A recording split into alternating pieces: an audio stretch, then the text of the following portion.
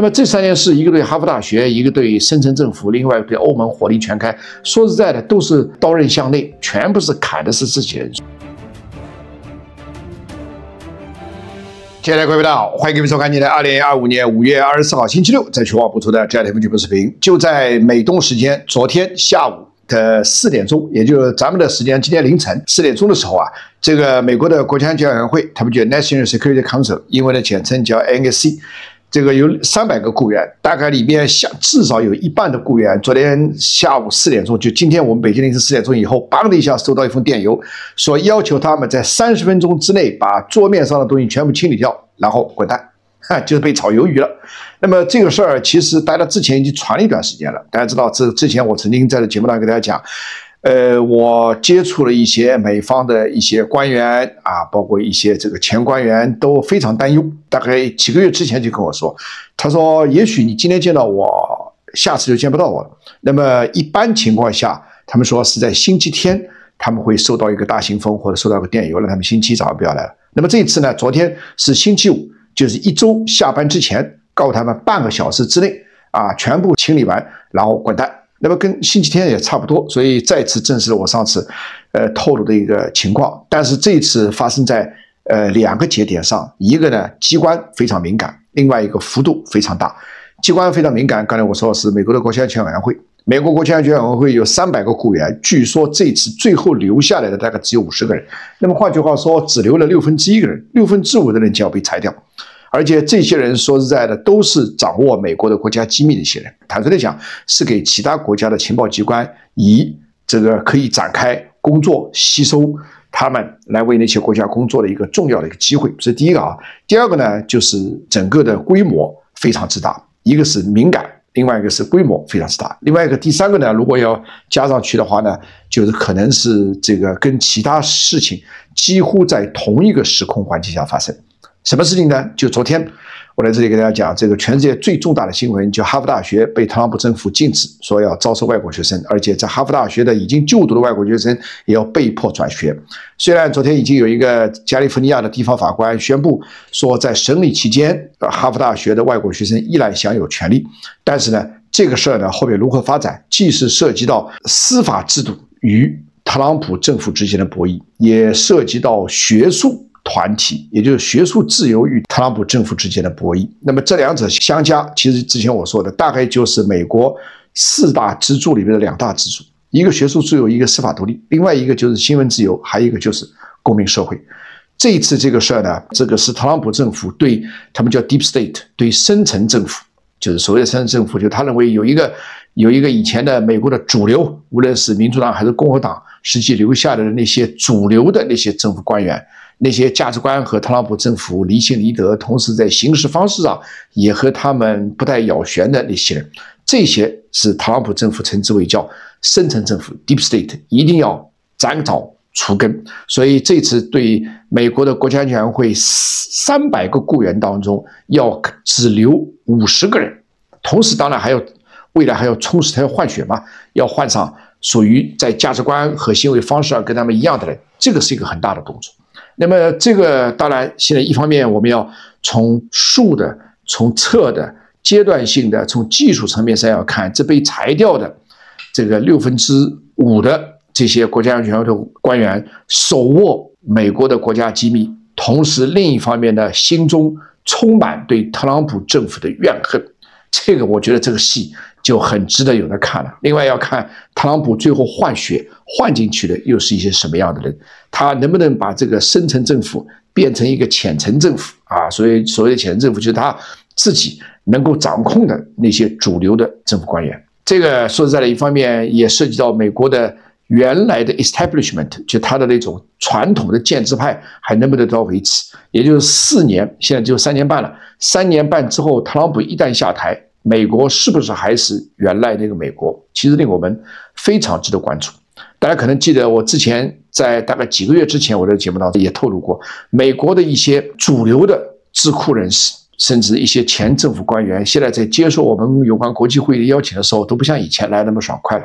这跟中国和我们香港全球化中心的身份没有关系，甚至一点关系都没有。原来完全是来自于他们内部的侧重，害怕呀。这个害怕有一把刀从他们头上悬空而下，而这把刀是什么呢？就是以反或者以剥夺这个深层政府为名，对原来的建制派开刀。所以那些主流的学者也好，主流的政府官员也好，哪怕是前政府官员，现在几个月之前都已经噤若寒蝉。那么现在特朗普上任正式4个月，终于这把刀在美国最敏感的机构，就是国家安全委员会已经正式开始，而且幅度相当之大。而且我们也注意到，这次是 Mike Waltz， 就是沃尔兹被撤掉美国国家安全顾问，调任美国驻联合国大使，由卢比奥接任之后的3个星期发生的。换言之，就是卢比奥应该还是不折不扣的在执行的特朗普关于砍掉深层政府的这么一个指令。这第2个啊。第3个呢，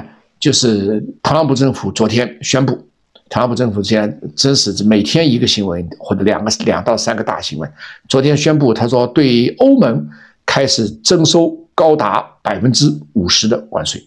那么之前和印度谈好了，和中国暂缓90天，现在正在谈判过程当中。所以之前我在这里也曾经引用过特朗普政府的内部的说法，说这个欧盟比中国更狡猾。果然，现在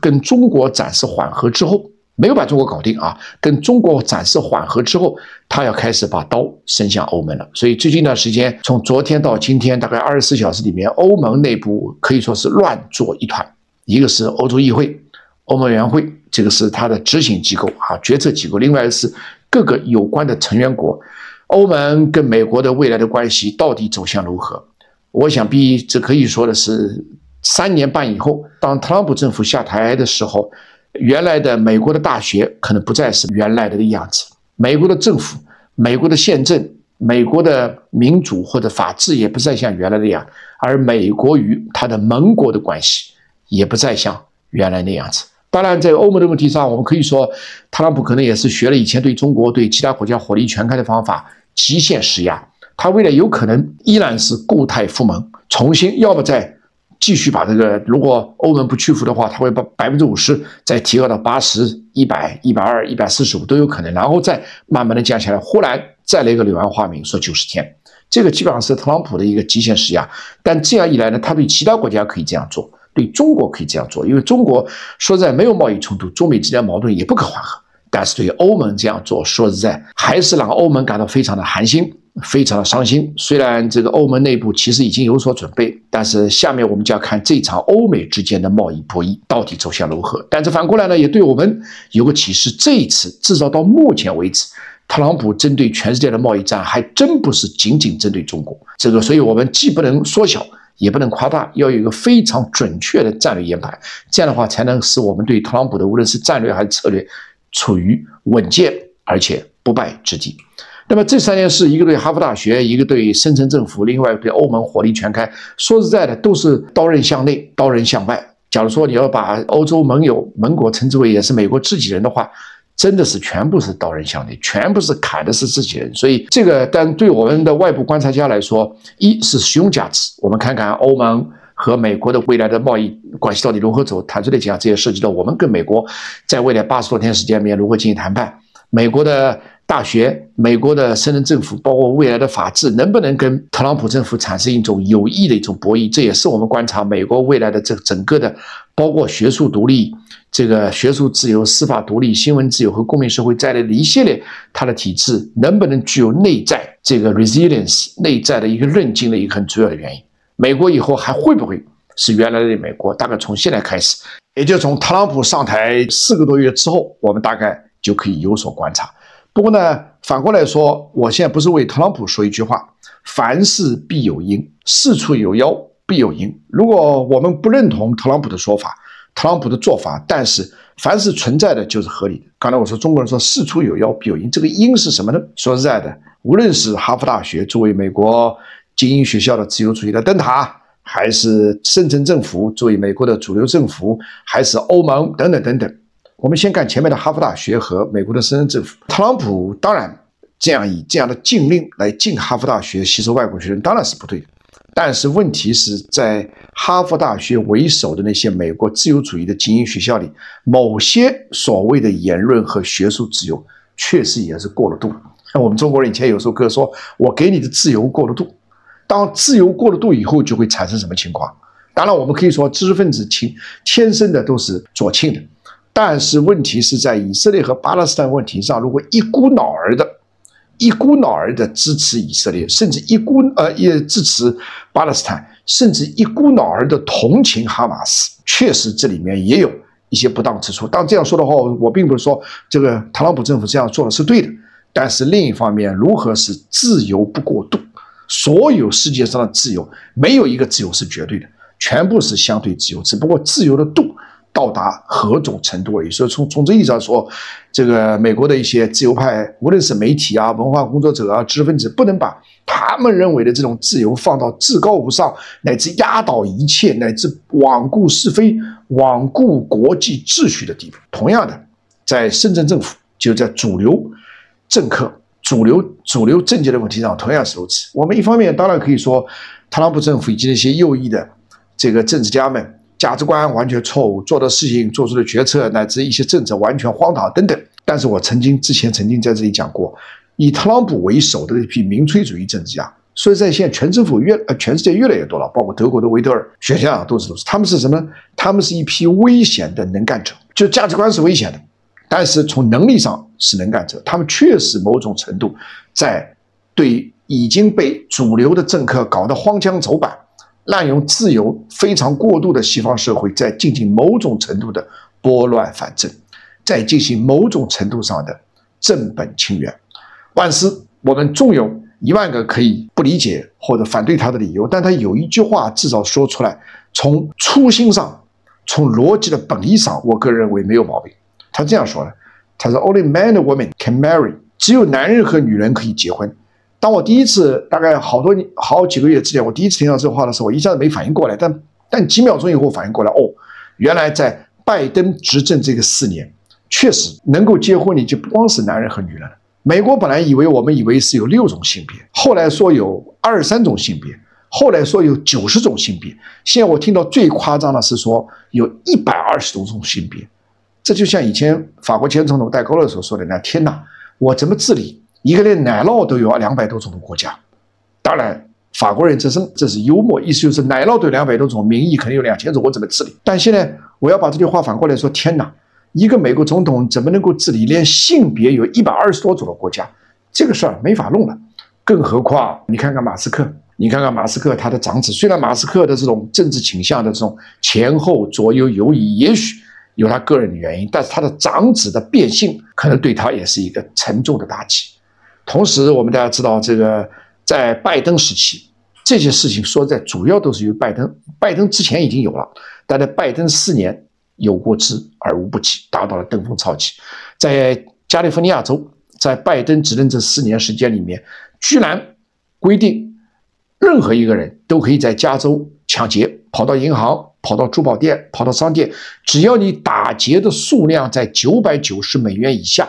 你是不被判刑的。是不是很荒唐？那是不是我们任何一个人都可以打劫，只要算下来整个的打击的价值在990美元以下，我是无罪的。他的冠冕堂皇理由是什么呢？穷人太多，你要给他们一条活路。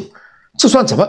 这简直就是，这我觉得这是可忍孰不可忍。确实贫富不均是一个需要去处理的问题，但你绝不是以鼓动犯罪的方式去进行处理。所以这种对自由的滥用、荒腔走板，已经到了忍无可忍的地步了。既然价值观正确的人是无能的，那么就一定会产生一些价值观错误的能干者。所以一方面我们对于这个特朗普昨天这个进哈佛大学当然是错的，我们表示反对。但是包括哈佛大学在内的一些自由主义的精英学校，在他的滥用自由的问题上确实要反思。美国整体的自由主义社会确实要反思。当然我们对于他看 Deep State 看深层政府当然与我们无关，但是我们会观察。但是美国的或者西方的那些主流政治家，难道作为一个正确的无能者就没有反思空间吗？好，非常感谢各位的关注，明天同时间我们再见，谢谢大家。